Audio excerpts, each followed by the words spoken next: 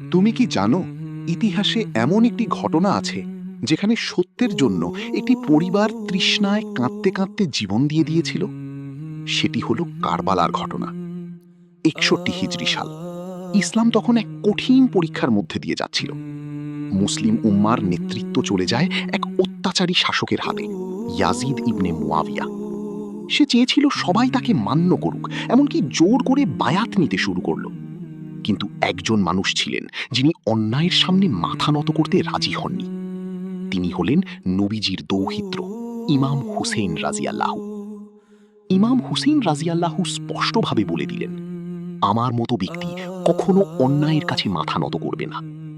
এরপর তিনি মদিনা ছেড়ে মক্কার দিকে রওনা হন, কারণ তিনি জানতেন সত্যের পথে চলতে গেলে তাকে বড় ত্যাগ স্বীকার করতে হবে। অন্যদিকে কুফার মানুষরা চিঠি লিখে তাকে আহ্বান জানালো, হে হুসেইন, আপনি আসুন, আমরা আপনার সাথে আছি।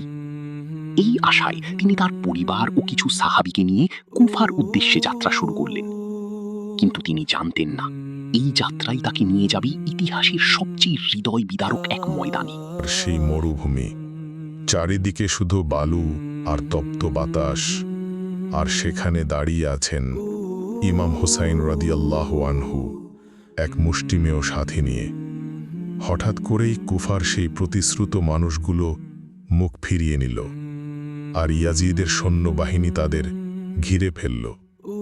নদী ছিল কাছেই, ফোরাত নদী, কিন্তু সেই পানি পর্যন্ত যাওয়ার পথ বন্ধ করে দেওয়া হলো। শিশুরা তৃষ্ণায় কাঁদতে লাগল, পানি পানি, কিন্তু নিষ্ঠুর সৈন্যরা তাদের এক ফোঁটা পানিও দিল না।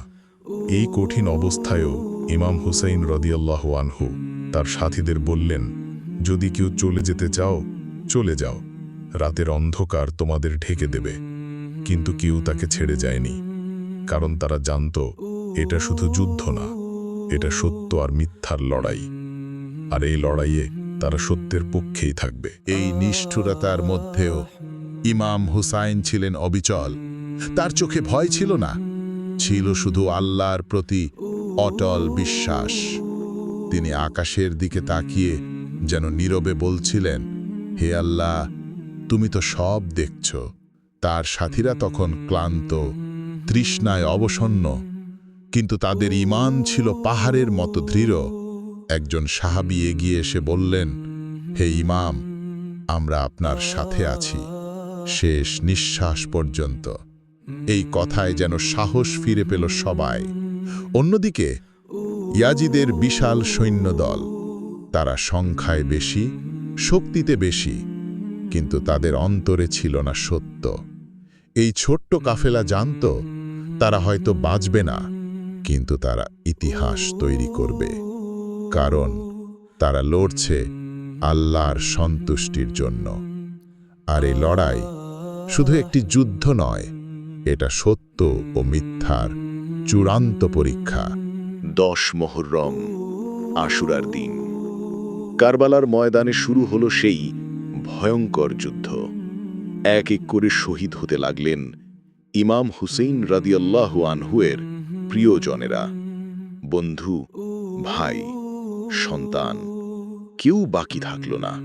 তৃষ্ণায় কাঁদতে থাকা শিশুদের মধ্যে ছিলেন ছোট্ট শিশু আলী আসগর রাদিয়াল্লাহু আনহু।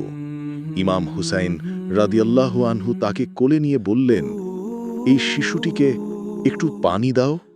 কিন্তু জবাবে এলো একটি তীর, যা সেই নিষ্পাপ শিশুর গলায় বিদ্ধ হল। এই দৃশ্য ছিল হৃদয় ভেঙে দেওয়ার মতো। অবশেষে ইমাম হুসাইন রাদিয়াল্লাহু আনহু নিজেও শাহাদত বরণ করলেন, কিন্তু তিনি হারেননি।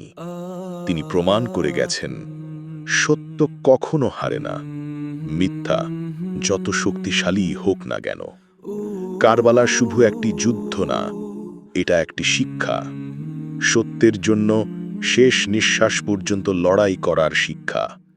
এই গল্প যদি আপনার হৃদয়ে ছুঁয়ে যায়, তাহলে ভিডিওটি লাইক করুন, কমেন্টে লিখুন হুসাইন রাদিয়াল্লাহু আনহু সত্যের প্রতীক। এবং এমন ইসলামিক গল্প পেতে চ্যানেলটি সাবস্ক্রাইব করে পাশে থাকুন, কারণ সত্যের গল্প কখনো থেমে থাকে না।